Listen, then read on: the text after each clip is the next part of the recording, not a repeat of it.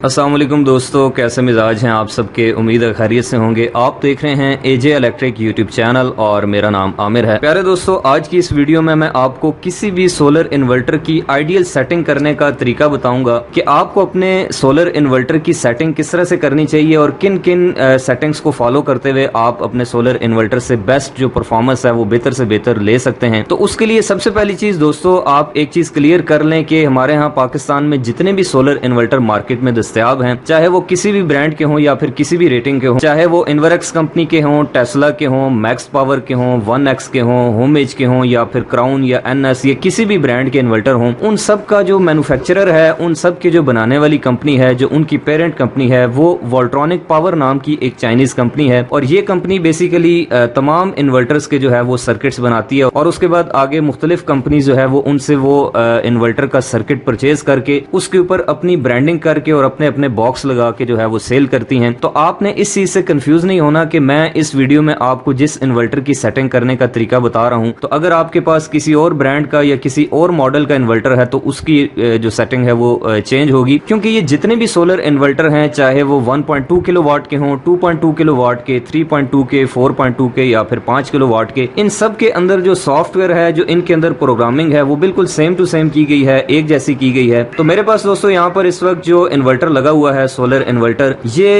Inverex company का aerox series का 3.2 kilowatt का एक सोलर इन्वर्टर है। तो मैं आपको इसकी सेटिंग करने का जो तरीका बताऊंगा बिल्कुल सेम बाकी भी इन्वर्टर्स की सेटिंग वैसे ही होती है। तो आप उसके अकॉर्डिंगली जो है वो अपने भी सोलर इन्वर्टर की सेटिंग को कर सकते हैं। तो उसके लिए सबसे पहली चीज के जब भी आप सोलर इन्वर्टर की सेटिंग करने लगे तो उसके लिए इस चीज को लाजमी जो है वो आप कंसिडर करें। ये बेसिकली एक यूजर मैनुअल है जो कि आपको हर एक सोलर इन्वर्टर के बॉक्स में से देखने को मिलता है। आमतौर पर हम लोग इसको जो है वो ज्यादा अहमियत नहीं देते और इसको फेंक देते हैं, लेकिन इसको आप जरूर पढ़ा करें। तो सबसे पहली चीज दोस्तों के यहाँ पर ये जो इन्वेरेक्स का 3.2 किलोवाट का इन्वर्टर है या फिर कोई भी इन्वर्टर हो, उन सब का तकरीबन जो डिस्प्ले है वो सेम टू सेम होता है। तो मैं आपको यहाँ पर इसकी स्क्रीन और इसके अलावा इसके साइडों पे जो बटन्स लगे हुए हैं और ये जो छोटी छोटी LEDs लगी हैं, इनकी फंक्शनिंग बता देता हूँ। उसके बाद मैं आपको बताता हूँ कि आपने सोलर इन्वर्टर की सेटिंग को किस तरह से करना है। तो यहाँ पर दोस्तों आपको मैं अगर दिखाऊं तो ये हमारे सोलर इन्वर्टर की जो है वो स्क्रीन है, जिसके ऊपर हमें ये सारे पैरामीटर्स जो हैं वो शो हो रहे होते हैं। इसके राइट साइड पे भी 3 बटन है और लेफ्ट साइड के ऊपर भी 3 बटन है और इसी तरह हर एक बटन के साथ एक छोटी जो है वो आपको ये इंडिकेशन लाइट नजर आ रही है। तो दोस्तों राइट साइड पे यहाँ पर ये जो 3 बटन लगे हैं, इसमें सबसे नीचे वाला जो बटन है ये ओके का है, यानी कि जब आप कोई सेटिंग परफॉर्म कर लेंगे तो उसके बाद उसको यस करने के लिए आप इस बटन को इस्तेमाल करेंगे। इसके अलावा अप डाउन करने के लिए आपके पास ये 2 बटन हैं और लेफ्ट साइड पे आप आए तो ये जो ऊपर वाला बटन है ये एस्केप करने के लिए, यानी कि किसी भी सेटिंग से आउट होने के लिए इस्तेमाल होता है। उसके बाद मैं अगर आपको इन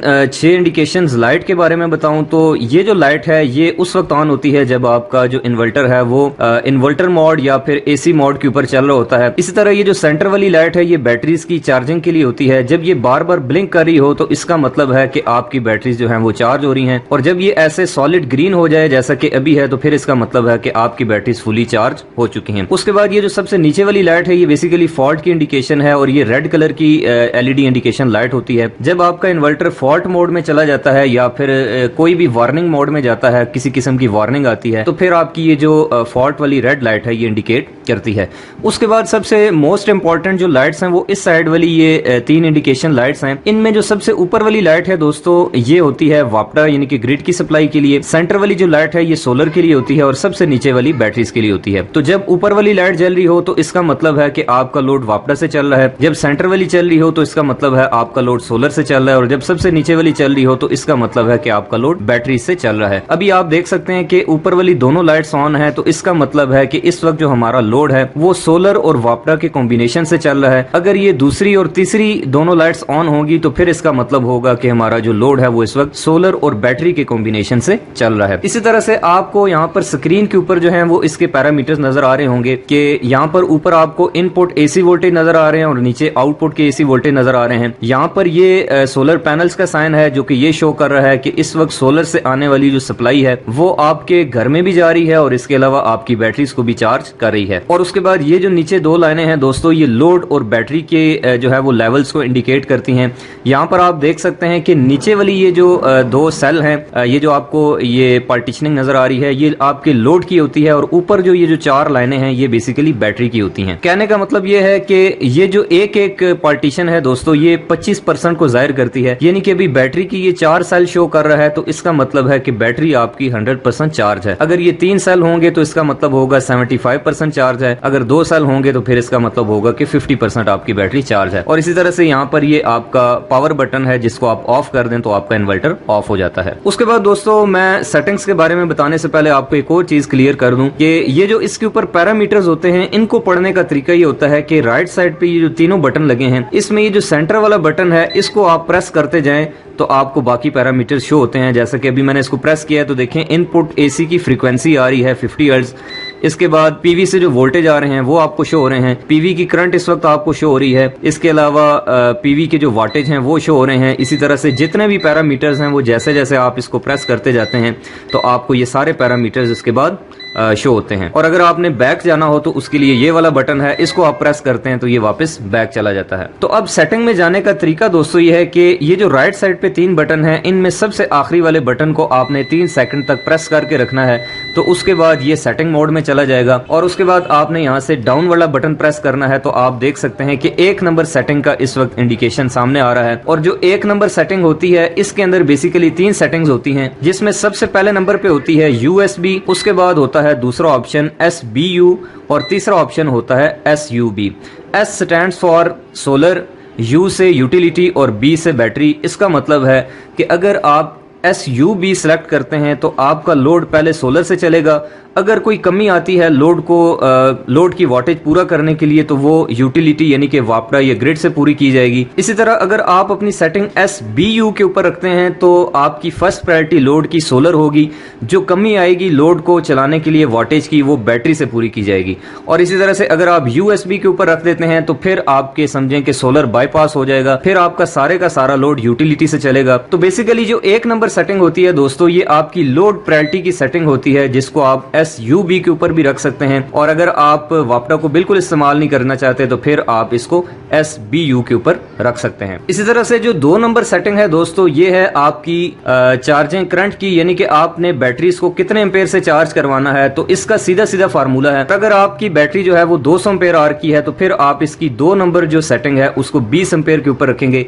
यानी कि बैटरी के एम्पेयर आर जो होंगे उसको आप 10 पे तकसीम करें, जो भी आंसर आता है वो आपने यहाँ पर 2 नंबर सेटिंग के ऊपर रख देना है। उसके बाद इसी तरह से एक और मोस्ट इंपॉर्टेंट सेटिंग जो कि बैटरी की होती है और वो 5 नंबर सेटिंग है। और 5 नंबर सेटिंग के अंदर आपके पास 3 ऑप्शन होते हैं। एक होता है फ्लडेड FLD के नाम से, दूसरा ऑप्शन होता है AGM और तीसरा ऑप्शन होता है यूजर डिफाइंड। तो अगर आपके पास ड्राई बैटरी है तो फिर आप AGM के ऊपर सेलेक्ट करेंगे, और अगर आपके पास जो है वो लेड एसिड या ट्यूबुलर बैटरी है तो फिर आप इस सेटिंग को फ्लडेड के ऊपर सेट करेंगे। उसके बाद है दोस्तों इसकी 6 नंबर सेटिंग, जो कि बेसिकली ओवरलोड के केस में अगर आप चाहते हैं कि आपका जो इन्वर्टर है वो ओवरलोड अगर होता है तो फिर उसके बाद खुद से ऑफ हो जाए तो फिर आप इसको डिसेबल कर दें, और अगर आप इसको इनेबल करना चाहें तो फिर आप इसको इनेबल भी कर सकते हैं। इसी तरह से जो 7 नंबर सेटिंग होती है, ये इसके ओवर टेम्परेचर होने की वजह से बंद होने के ऊपर होती है, इसको भी आप डिसेबल या इनेबल कर सकते हैं। और इसी तरह से जो इसके बाद 9 नंबर सेटिंग है दोस्तों, वो इसकी आउटपुट फ्रीक्वेंसी की है, जिसको आप सेट कर सकते हैं, जो कि पाकिस्तान में 50 हर्ट्ज ही होगी। इसी तरह से 10 नंबर के ऊपर आप इसके आउटपुट वोल्टेज को सेट कर सकते हैं, जो कि 220 से 240 तक होते हैं। तो इस वक्त आप देख सकते हैं कि ये 230 पे सेट है। और इसी तरह से 11 नंबर जो सेटिंग है, ये इसकी वापडा से बैटरीज की चार्जिंग करंट होती है, और इसका भी बिल्कुल वही फार्मूला है कि अगर आपकी जो बैटरी है वो 100 एम्पेयर आर की है तो फिर आप इसको 10 पे रखेंगे, अगर 200 एम्पेयर आर की है तो फिर आप उसको 20 पे रख सकते हैं। तो यहाँ पर अभी ये इसको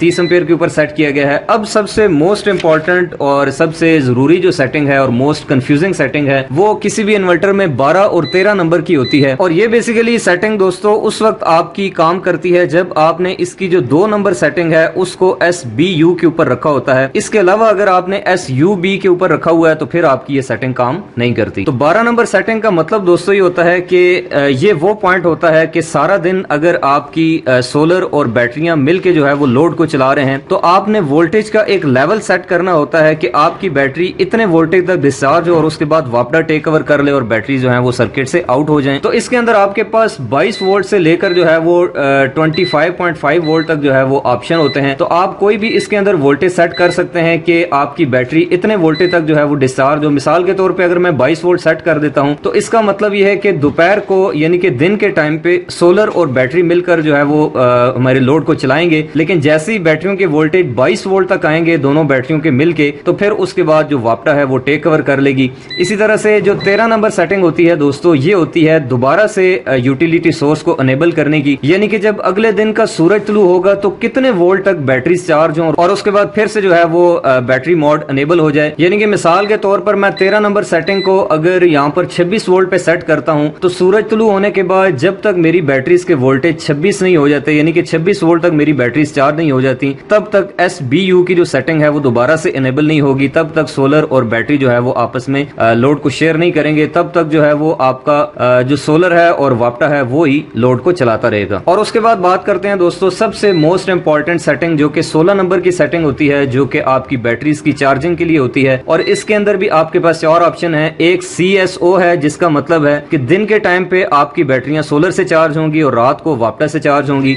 इसके बाद होता है SNU यानी कि सोलर एंड यूटिलिटी। इसके ऊपर अगर आप रखते हैं तो फिर सोलर और यूटिलिटी दोनों मिलके सारा दिन बैटरीज को चार्ज करते रहेंगे, रात को वापटा जो है वो बैटरीज को चार्ज करेगी। तीसरा ऑप्शन इसमें ओनली सोलर का होता है, जो कि OSO के नाम से है। अगर आप OSO के ऊपर रखते हैं तो फिर सिर्फ आपकी बैटरी सोलर से चार्ज होंगी, वापटा से बिल्कुल चार्ज नहीं होंगी। और मेरे ख्याल से ये सबसे ज्यादा अच्छी सेटिंग है 16 नंबर के अंदर OSO, कि आप अगर बिजली की बचत करना चाहते हैं तो फिर आप 16 नंबर सेटिंग को OSO के ऊपर रखें, यानी कि सिर्फ सोलर से चार्ज करें। और इसके बाद कुछ इन्वर्टर्स में यहाँ पे CUE का ऑप्शन भी होता है, यानी कि आप सिर्फ वापटा से चार्ज कराना चाहते हैं तो फिर आप उसके ऊपर भी इसको रख सकते हैं। और इसके बाद इसी तरह से आगे अलार्म कंट्रोल और इसकी स्क्रीन के डिस्प्ले की लाइट को ऑन ऑफ करने वाली भी सेटिंग्स होती हैं। इसके अलावा अगर आप ये सेटिंग इन बटन्स की मदद से नहीं करना चाहते तो फिर आप अपने जो सोलर इन्वर्टर है उसको ब्लूटूथ से कनेक्ट करके ये वॉच पावर नामी एप्लीकेशन है, इसके जरिए भी जो है वो कर सकते हैं। तो मैं उम्मीद करता हूं दोस्तों कि आपको आज की ये वीडियो जो है वो अच्छी लगी होगी।